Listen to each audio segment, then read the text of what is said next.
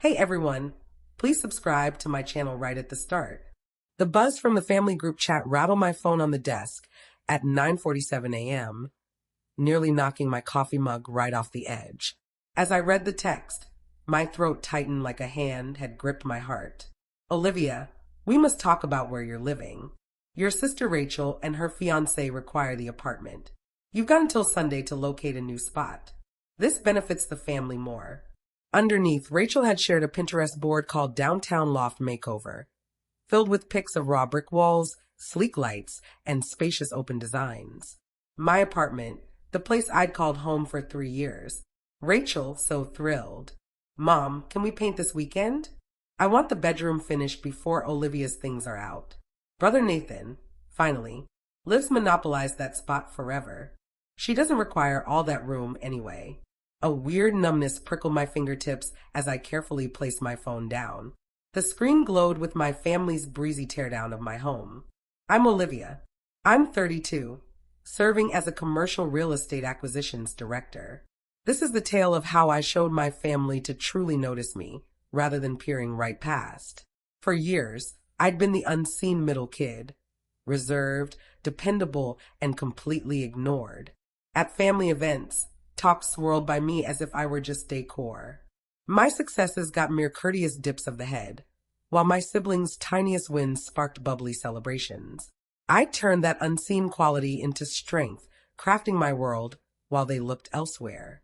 I opened my laptop and went to the property management site for Nelson Holdings, LLC, the firm I'd launched 6 years back when I began real estate investing, the firm my family knew zilch about since they'd never inquired about my finances. The structure at 847 Sterling Avenue popped up. 12 units blending commercial and residential. Bought for $2.8 million. Now worth $4.1 million. Owner, Olivia Nelson through Nelson Holdings, LLC, which included the 2-bedroom corner unit on the 4th floor where I resided. The apartment my family believed was some hazy family venture they partly oversaw. I accessed the entry control setup and checked the active key cards, for were linked to my apartment. Mine, Mom's emergency backup, Rachel's spare just in case, and one Dad had copied for himself last year without permission. My phone vibrated once more. Dad, Olivia, your mother and I talked it over. Rachel and Kevin need an affordable start to married life. You're solid in your job. You can snag another place no problem. Solid in my job? Sure, one way to phrase it. At 32, I ranked among the youngest acquisitions directors at Cornerstone Commercial Real Estate, with a personal collection of 7 properties totaling $12 million. But my family still viewed me as the subdued middle child who'd lucked into a fair gig. Mom, we're actually helping you. Seriously? Time to ditch the comfort zone and challenge yourself. Maybe grab a roommate. Figure out tighter budgeting. Tighter budgeting. I'd been self-sufficient financially since 23. Funding my own business school while holding a full-time role, and never once requested a cent from them. Meanwhile, Rachel was 28, still on Mom and Dad's phone plan, with her auto insurance covered by the family fund. I moved to the tenant management tool and fetched the lease for Unit 4B, my apartment. Tenant, Olivia Nelson. Landlord, Nelson Holdings, LLC. Lease term, month to month with owner occupancy privileges. Then I reviewed the building's ownership records. I'd acquired it 3 years prior from a landlord retiring who sought a swift all-cash deal. My family had heard I was house-sitting for a buddy's investment spot. They'd never probed further because they'd never cared to seek specifics. My phone rang. Mom, skipping any text reply. Did you read my note? She demanded straight off. I did. Great. So you get the deal. Rachel requires that apartment and you've occupied it plenty long. Time to circulate family assets. Family assets? I echoed, my tone eerily even as warmth flushed my chest. Drop that attitude. You know my point. The apartment sat empty. You took it. But now Rachel takes precedence. She's marrying, launching a life. You're merely occupying, leading my life, overseeing my holdings, amassing riches my family couldn't even imagine. Who holds the building's title? Mom, what? Some investment outfit your father connects with. Why is that relevant? because I want to grasp the power issuing this eviction alert. It's not an eviction, Olivia. It's family handling family holdings. Stop the drama. Does Dad hold any ownership share in the building? I don't know the fine print. He manages the investments. The key is the apartment goes to Rachel. End of story. After ending the call, I messaged my property manager, William. My family is trying to boot me from Unit 4B, wrongly thinking they hold the power. They possess unauthorized keycards. Please disable all except mine right now and refresh building security. William shot back in minutes. Handled. Building security alerted. Shall I mail official lease breach notices to the unauthorized holders? Not yet. Let's watch how it unfolds. The family group chat was firing up. Rachel, don't complicate this more than necessary. Mom said you're resisting the move. Nathan, classic Olivia, always turning simple things messy. Dad, Olivia, I'm phoning building management tomorrow to guarantee a seamless shift. Please pack your stuff by Saturday. I snapped a screenshot of the property deed listing Nelson Holdings LLC as owner, with my name as sole member and manager. Then another of my tenant portal displaying my lease. I stored both but held off sending. Not yet. Thursday morning, my phone blew up with Dad's calls. I was in a client session on a possible $8 million mixed-use development buy. So, I sent it to voicemail. The message ran 2 minutes of bewilderment and fury. Olivia, I just spoke with building management. They're claiming I lack clearance to discuss the property. They won't verify tenant details. What sort of setup is this? Call me back now. I texted him in meetings all day. We'll call tonight. By Thursday afternoon, Rachel had clearly attempted building entry with her key card. She'd aimed to size the apartment for furnishings, getting the unit number and address from Mom, who dropped by my place multiple times before. Rachel, my key's dead. Mom, building security's glitchy. I can't enter to measure for furniture. Mom, Olivia, did you mess with the security? Me, I haven't altered a thing. Maybe management revised their procedures. Dad, this won't stand. I'm heading there myself to fix it. I pictured Dad striding into the lobby, insisting on management, only to get routed to Nelson Holdings LLC's corporate office. The corporate office comprising my lawyer, my accountant, and me. After a quiet night for my family, Friday morning delivered the call I'd anticipated. Dad had spent the prior evening digging online property files for the building owner following his trip to the lobby management office. Why? Dad's tone brimmed with restrained rage. I need you to clarify something. I visited building management yesterday. They sent me to the ownership entity. When I rang, they stated all tenant and property issues route through the main owner, listed as Olivia Nelson. That's right, I answered, my voice firm though my pulse raced. Silence. What do you mean that's right? I mean I own the building, Dad. I bought it 3 years ago. Nelson Holdings LLC is my outfit. That's impossible. You don't possess that kind of funds. I do, in fact. I've invested in real estate since 26. I own 7 properties worth roughly $12 million combined. The Sterling Avenue one was my third buy. $12 million? You're claiming $12 million in real estate? In property worth? Yes. Roughly $4 million in equity post-mortgages, plus my investment accounts and cash holdings.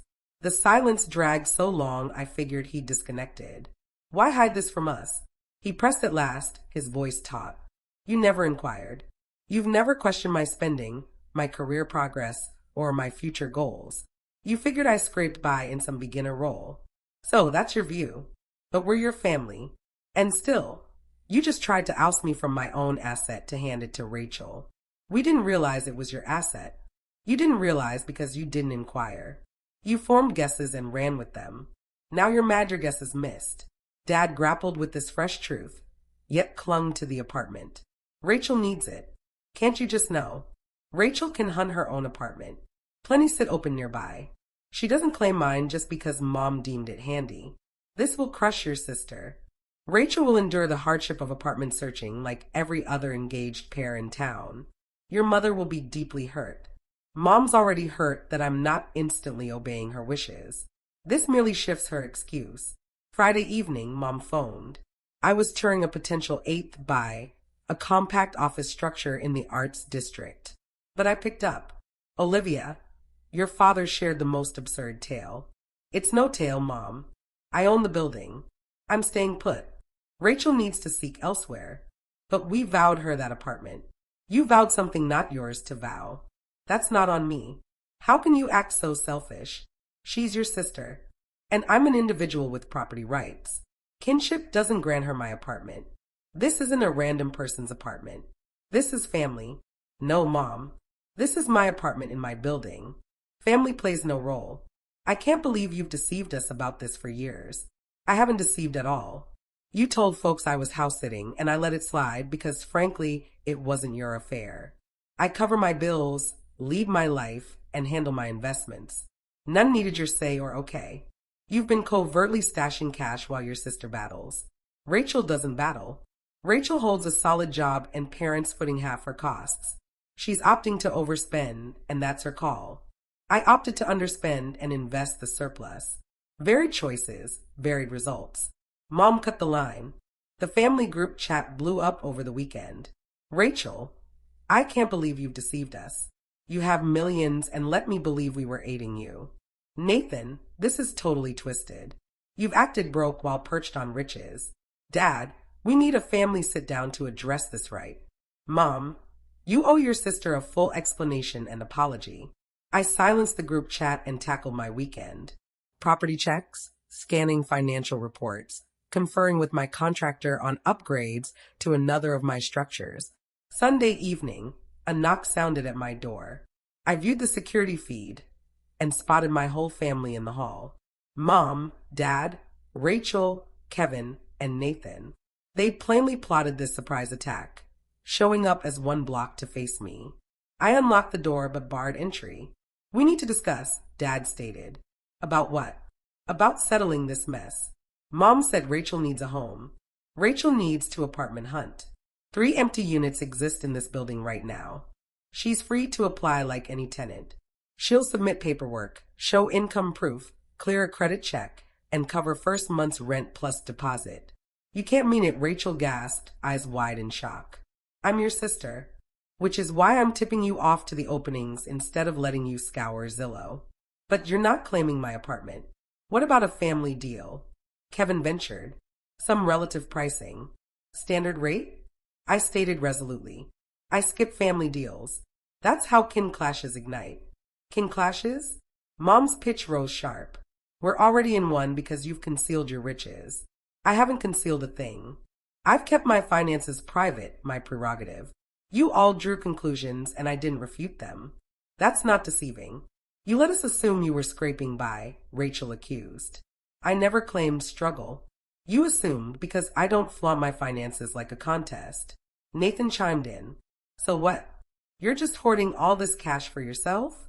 It's my cash, Nathan. I earned it, invested it, expanded it. What do you figure you're owed? We're family. Family ties don't breed money duties. I don't owe you shelter, funds, or entry to my holdings. Dad shifted tactics. Olivia, your mother and I are proud of your feats. We just feel you should share more with kin. I do share with kin. I host. I mark birthdays. I appear when it counts. What I don't do is surrender my property because someone covets it. So that's final. Rachel's eyes brimmed with tears. You're clinging to your prized apartment while Kevin and I scramble for something affordable. Rachel, you don't scramble for affordability. Mom and Dad cover your car insurance, phone bill, and chipped in for your car down payment. You have ample funds. You just splurge elsewhere. That's your pick. But it doesn't bind me to fix the fallout. This is so typical, Nathan grumbled. Olivia always acts superior to us all. I don't act superior to anyone. I simply reject being your exploitable tool. They departed soon after, and I knew the repercussions would linger weeks. The family group chat stayed silenced. Invites to family meals would drip with guilt and pressure. Mom would inform relatives I was in a rough patch and required prayers. But Monday morning, I headed to Cornerstone, sealed the Arts District office building for $3.2 million, and added an 8th property to my holdings. The next 3 weeks slid by in strained quiet after that doorstep clash. Then William texted, 2 applications for open units. One from Rachel Nelson. Process standard? Process standard, I replied. No favors either direction.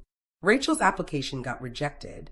Her debt-to-income ratio exceeded limits, and she showed 2 late payments on her credit from last year. She texted me straight, "You turned down my application?" The property management firm rejected your application per usual tenant standards. I don't review them myself.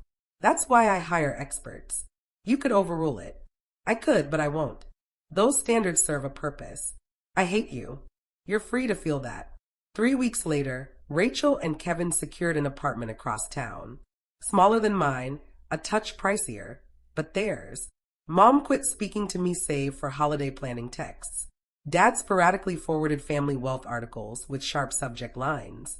But I retained my apartment with its floor-to-ceiling windows, my building with its reliable rental flow, and my boundaries firm. They'd said, "Pack your things," unaware I owned the building. Now they knew, and all had shifted except my lease, which stayed precisely as always. Before you go, here's a quick bonus for sticking around. If you love learning and growing like I do, you need to try audiobooks. I've got an exclusive deal with Audible. Your first month is completely free. That's access to over 500,000 titles, zero cost to you. All the details are waiting in the description. Don't miss this one.